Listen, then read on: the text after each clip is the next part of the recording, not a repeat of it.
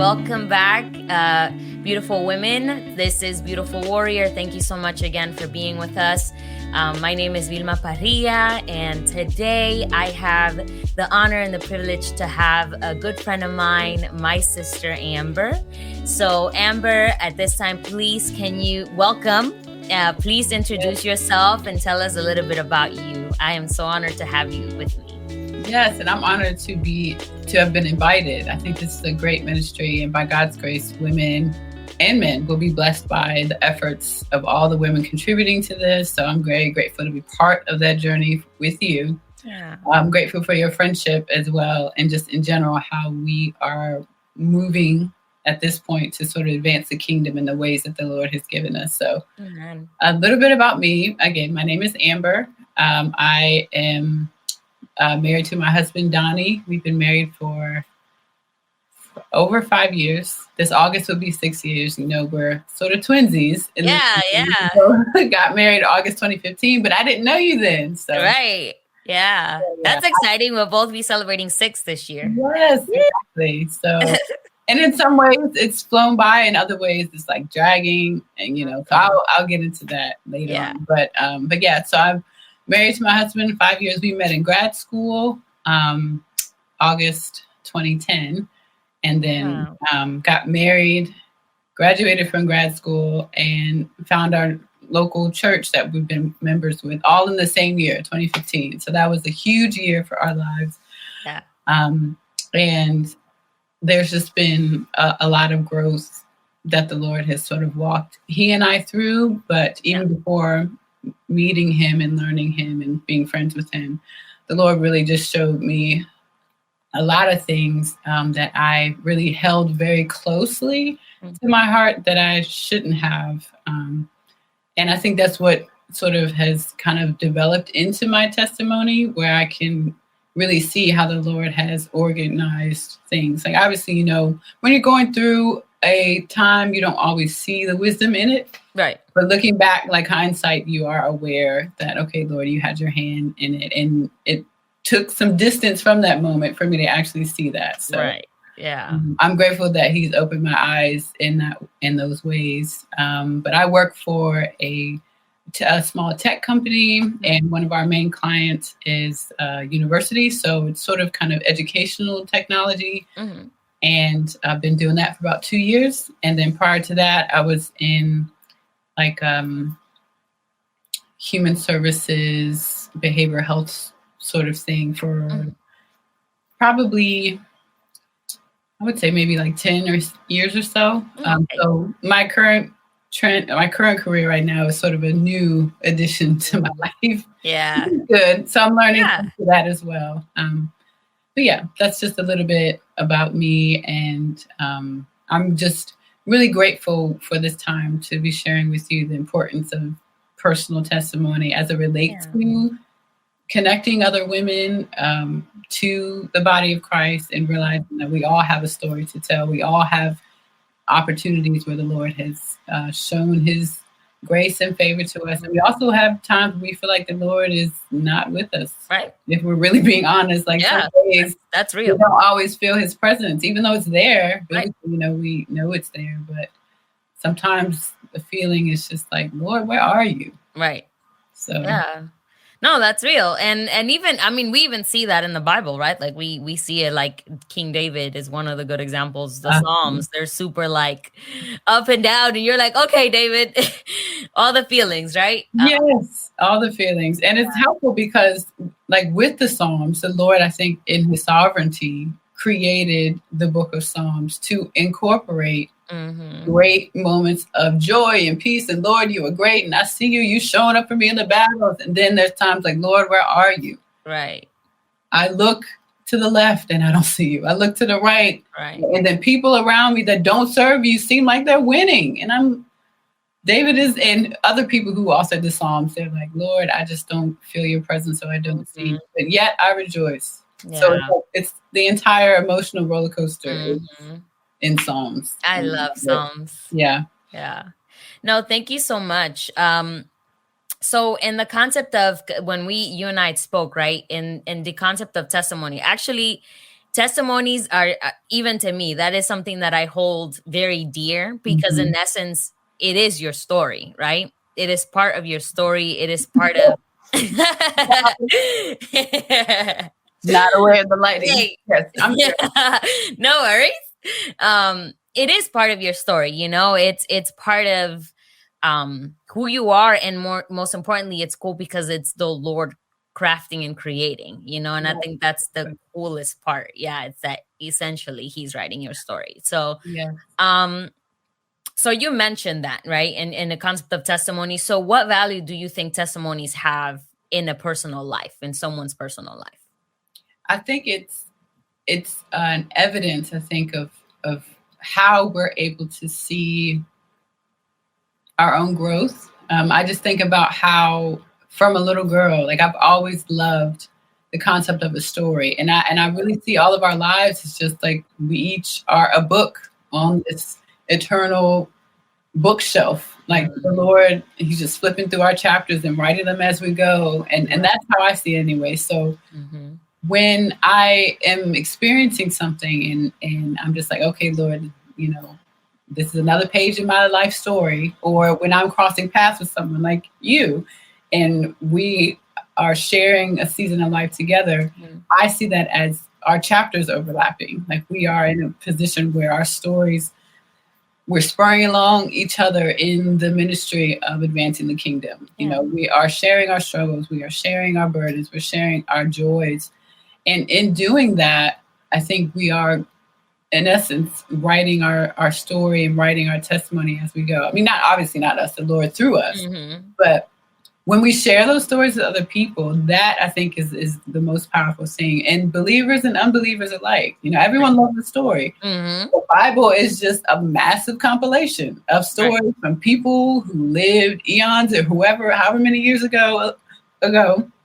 And inspired by God, each of those people's stories can tell us something about how He loves us nowadays, how we are to hear from Him, how we are to love Him, how we are to serve His people and be a part of His community. And I think that's just how we learn. I think the Lord has divinely organized our brains to really process life through stories. So if I can share my story with someone else and they can benefit from it, it makes my life all the more valuable. It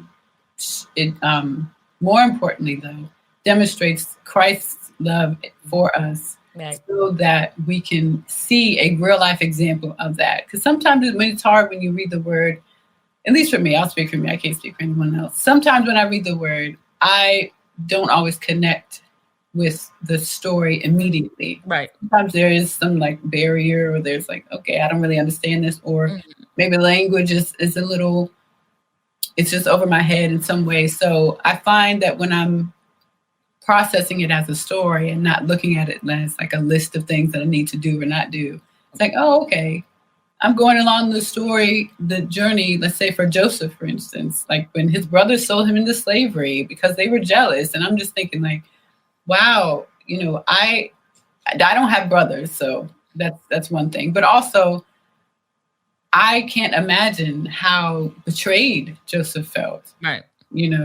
And going through the whole story of his life, from slavery, and then from being in jail, interpreting dreams, and now he's like second in command. Like that whole story arc. You can see that in a Hollywood film nowadays. You can see that. And that's something that we all resonate with storytelling, with movies. So I just think personal testimony is a great way for us to connect with other people, so we can share with them how the Lord has brought us through. And then hopefully through relationship, maybe find some opportunities where those same experiences can be looked at and experienced through the lens of Jesus, or through the redemptive work of Christ. However that plays out in a person's life. And I love that, because actually there's this song, it's called Storyteller, and I forget the musician that sings it, but I love that song. And I actually, from that song, I sort of picked up the concept of storytelling, like, becoming a storyteller and telling the story, you know, that the Lord has granted me. So I really love that. I really love that you have such a value for testimonies, but even just in ways that it has impacted you, and even in ways that, you know, it you could see it impacting other people. So that's pretty awesome. Would you like, in what way, as you have faced different seasons of your life, has your testimony or the testimonies you've been granted by the Lord been of impact to you personally? I would say the primary way that the Lord speaks to me is through suffering and disappointment. That is definitely not a glamorous response, but I don't think it is outside of how the Lord works with his people, Right. how he worked with his people in scriptures. I mean, again, there's always stories of joys and triumph, but I think the ones that we can all connect with is like, man, I'm feeling really stressed, really anxious. I'm feeling alone. I'm disappointed. I am betrayed. Somebody lied on me. Somebody cheated on, you know, like whatever it is. Right. Those stories are definitely ways that we can be connected. Also ways at the opposite end of the spectrum that the Lord can redeem those things, and he can show his love and patience and mercy through those things. Right. So in thinking about this interview, I was really just writing down different triumphs and processing different things that the Lord has brought me through. And it is overwhelming because sometimes I don't always remember. I don't always remember when he's brought me through. And I'm too quick to complain in the moment. So I think that's all of us, to be honest. I'm sure. I don't think that's a woman thing or even a Christian thing. That's just a human thing. Like correct. Everybody being a human experienced that. Yes, everybody experienced that. So a couple of examples for me. One of the things that I found out most recently about myself and something that the Lord helped me see through just confession and being in a prayer group and sharing things with women in our church and with you, obviously, is that it's been an incredible burden for me to be a mom, right? So we don't have any children, and we have been trying for years, and we've shared things like that. But I think I held the requirement of having the status of being mom as like the ultimate female value, right? Like if I'm not able to have children, what's wrong with me? Or not necessarily what's wrong with me, but Lord, why are you withholding this great thing from me? Right. And then I just kept rehearsing different variations of that thought in my mind over the years since, because we started officially trying for children like a year after we got married. Yeah. So it's been almost 5 years that we've been trying, since it's been almost 6 years that I've been married. So that's been a hard thing for me, and it's just varying levels of suffering, and it's each month it's like, oh man, here's my period again. Like, okay, Lord, what am I not doing right? Am I missing something? Yeah. Do I need to pray and fast more? Like, what's going on? So, I think through that, something it just like spilled out of my mouth in the prayer meeting that I had earlier this week with some of the women from church was, I thought that being pregnant and having a child would add more value to my life and make me more valuable to myself, my husband, and other people in my life. And that because I don't have that status, because I'm not a mom, because I'm not pregnant, I'm somehow missing out or less valuable to my community, to my church, to my family, Donnie. And Donnie, my husband, he's never said this to me, ever. Never said that to me. But these are thoughts that I've planted in my head based on cultures that I felt like I needed to have this at a certain age, have that at a certain age. And Lord, I think with that coming out of my mouth, I just felt not like a overwhelming lifting of a burden necessarily, but just a better understanding of his love for me. It's not conditional. It's not like, Amber, after you have children, then I'll love you more. It's like, no, he doesn't think of me that way. And that I think an evidence and a personal testimony of the Lord correcting how I thought he loved me in my mind.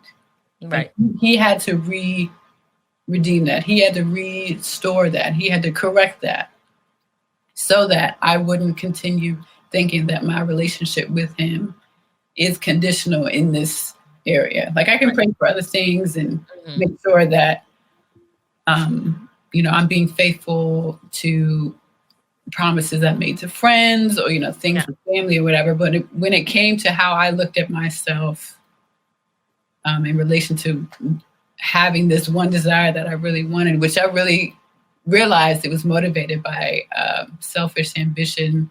Because it's not that, like, wanting to be a mom isn't sinful, obviously. But at the same time, the Lord doesn't promise that every woman is going to be a mom. Correct. Some women choose not to, some women aren't able to, whatever the situation may be. And I think just understanding what I was telling myself was really, really nothing but the Lord, because I was in a cloud, like in a sunken place for weeks just off of that and other things going on. And I just really like, okay, Lord, wow, I'm glad that I can release that thought. I don't have to keep sewing to that anymore. And because of that, that's been a great lift for me. But more importantly, it's about correcting how I see that he loves me. Right. Because I think growing up, like conditional love, I think was what I was exposed to. Like the thought of unconditional love to me is wild. Like and because of some things that going on in my background, it was just easier for me to perform and make sure people were pleased by me. And I feel like that was how they loved me, or that's how I could make sure their attention, and make sure that I grabbed their attention, because I was making sure I positioned myself a certain way. And I think I translated that to how I saw the Lord. And he was just so gracious to let that die. And I have to keep letting it die too. It's not like a one and done thing. Like, right. Because it's automatic. It's very automatic. Like, okay, Amber, here's that thought again. Okay, here comes the next month. Your period's here again. Now what? Yeah. But I have to take that thought captive. I forget where it is in scripture, but take your thoughts captive so that we can fulfill the law of Christ. That is essential, I think. And doing that over and over and over again is what will eventually turn into our testimonies. Right. Yeah. No, and honestly, it's even in that concept, right? Because through that aspect of your testimony, actually, this concept of birth and specifically for women, right? Like, I mean, even for men, because obviously this is it takes two. So it's, both you and your husband that are going through this. And so you and I, and that's what I love, you and I connected, I feel like, deeply through that. And it's through the aspect of your testimony. So even through that, we already see like the power of it, right? Creating connection to someone who you've never known before, but then, you connect deeply to, because you understand each other's pain and each other's frustrations, right? Because that's something you and I process a lot as JP and I try to also have babies. And so I actually think through that, if anything of, everything in this, in this episode and even having you here, that is pretty much the prime example of the sense of connection and what, testimonies do, like create that. And so in that concept, I mean, would you say that one of the greatest powers of testimony is sisterhood? If so, how? Yes, sisterhood, I think, is so essential. I think that's why I love this podcast idea. No, I'm like, praise Jesus. Yeah, because I think there is this beauty in there's beauty and courage and bravery in fighting. Yeah, and in suffering and even being uncomfortable. And not getting what you want, but still pursuing. It's like, Lord, I know you can, but if you don't, I'm still going to praise you. I don't like it, but you know best. Right. I see dimly. You can see way more than I can. And I think when there is just a special connection, I think that from woman to woman, especially woman to woman in the faith, where we can bounce our stories off of one another. Hey, you're not crazy. I'm not crazy. We are going through the same thing. Right. And, but we don't stay there. That's the thing. Like with biblical sisterhood, it's, yes, we connect in our suffering, we connect in our joys, but biblically, how do we move forward from this? And I think that's the difference that we can offer one another in biblical sisterhood is Christ crucified is the reason why I live. I can't do anything outside of him. Right. What does he say about my circumstance? And how can I just be like a Mary and just sit at his feet and not be Martha and worried about the party and the details and our kids need this. That's part of it, but that's not all of it. And I think it's a great illustration of resetting so that we can really sit at Jesus' feet and get to know him and pursue knowing him. And we are promised that once we do that, we will have the peace and the endurance and the perseverance to move forward. But we have to go to him first. Yeah. Go to him afterwards. So, yes, building sisterhood around the Bible, I think, is so, so powerful. And I do believe and claim in Jesus' name that one of the fruits of this podcast will be that. Amen. Yeah. We receive that. Yeah, and it's really amazing, honestly, what one story honestly can do for another. Like I can think of various times where being exactly what you've been saying is being authentic and sharing not just the pretty things and the great things about who you are, but rather sharing the whole story, because the testimony, it's not just, oh, let me just tell you how great, like things have turned out. It's also sharing the aspect of, man, like I've gone through it, like there's times where everything you said, I mean, literally there's times where you feel like you're alone and you feel like Jesus, like if you have something to say, now is the time. But, but it's really cool because even through that, right? Even random people that you meet that you've probably never even known, or maybe don't even, I mean, the only thing they know about you is your name, but they hear your story and then all of a sudden they feel connected to you. They're like, wow, like, and that's an open door. That's an open door exactly for that, for sisterhood connection, for questions to rise, like if there's someone that's without hope, now you see this person, wow, like, they went through it, but they conquered. So what is it that they were clinging to, and in this concept that obviously we in this space, we're highlighting the Lord. I mean, it is all Jesus. So through every woman, that is going to be sharing. So it's really a beautiful thing. And I am so excited and so happy for women to be able to listen to you and your story, and just, in general, for like all that this space will be.